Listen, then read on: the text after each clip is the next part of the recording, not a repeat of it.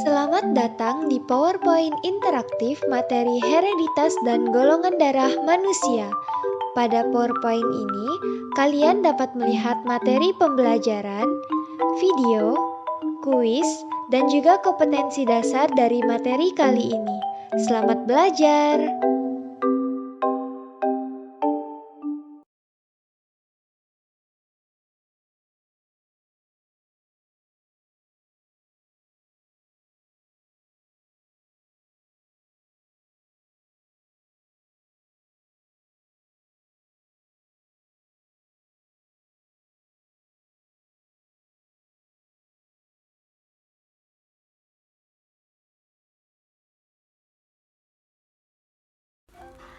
Teman-teman, apakah sudah mengetahui apa itu golongan darah?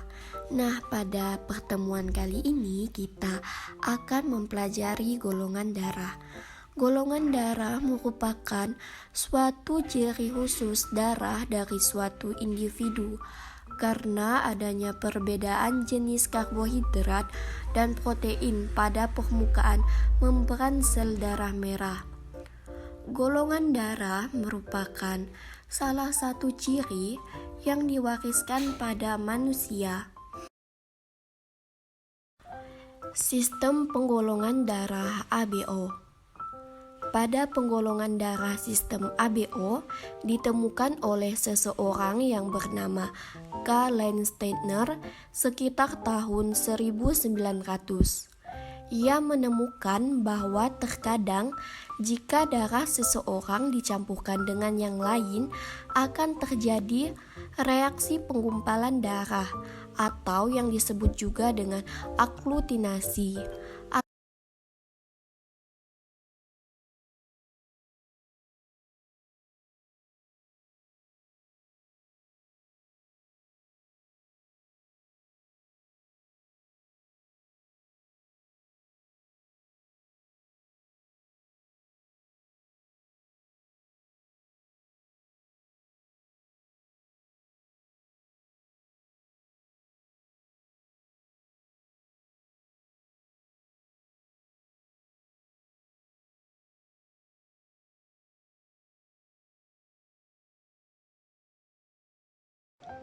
Materi selanjutnya adalah sistem penggolongan darah MN. Pada tahun 1927, Kallen Steiner dan P. Levin menemukan antigen baru yang disebut antigen M dan antigen N. Sel darah merah manusia dapat mengandung salah satu atau kedua antigen tersebut sehingga terdapat golongan darah M, Mn, dan N. Berikutnya, sistem penggolongan darah resus. Penggolongan darah berdasarkan sistem resus ditemukan oleh K. Landsteiner dan A. S. Einer pada tahun 1940.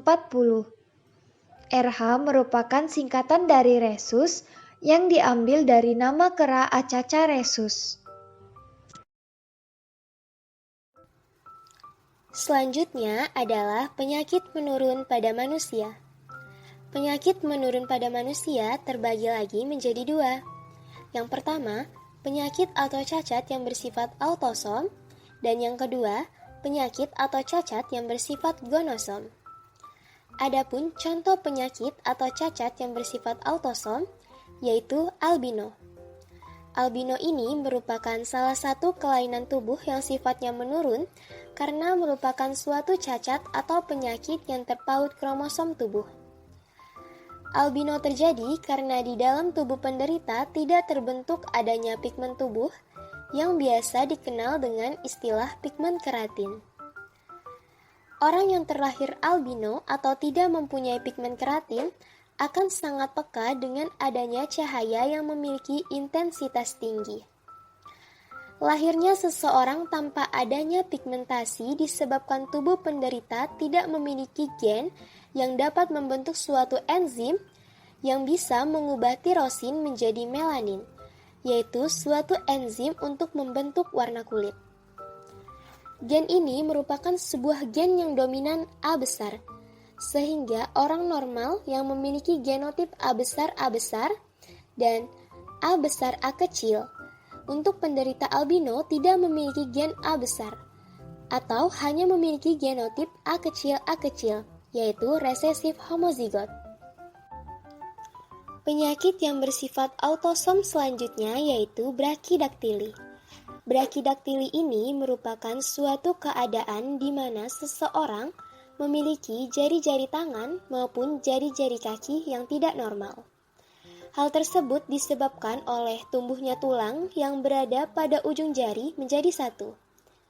Gen yang mengakibatkan terjadinya penyakit ini yaitu adanya gen dominan B besar dengan sifat yang letal. Penyakit yang bersifat autosom selanjutnya yaitu gangguan mental. Gangguan mental atau biasa disebut dengan cacat merupakan suatu penyakit ataupun kelainan yang diturunkan dari orang tua. Gangguan mental tersebut dapat berupa idiot, imbisil, ataupun debil. Penderita dengan gangguan mental memiliki ciri-ciri seperti rambut dengan pigmen yang kurang, dan yang paling mencolok adalah memiliki IQ yang rendah.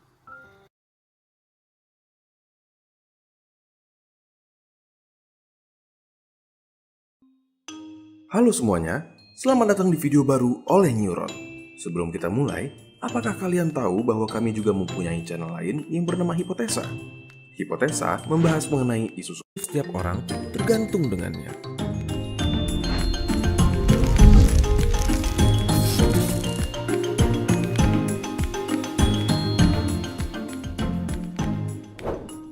Sebelum kita mulai, apakah kalian tahu apa golongan darah kalian?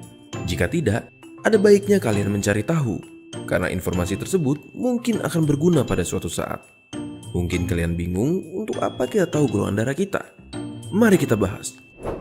Ada dua grup untuk mengelompokkan golongan darah.